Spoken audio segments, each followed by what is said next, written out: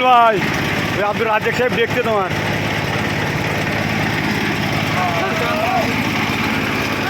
গালাগাল দিচ্ছি কিন্তু।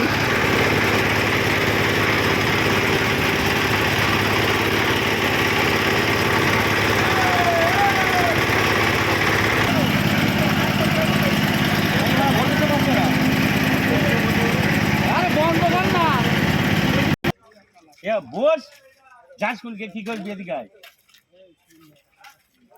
এরকম হবে নাই ভাত কাট দেখছেন না এখানে?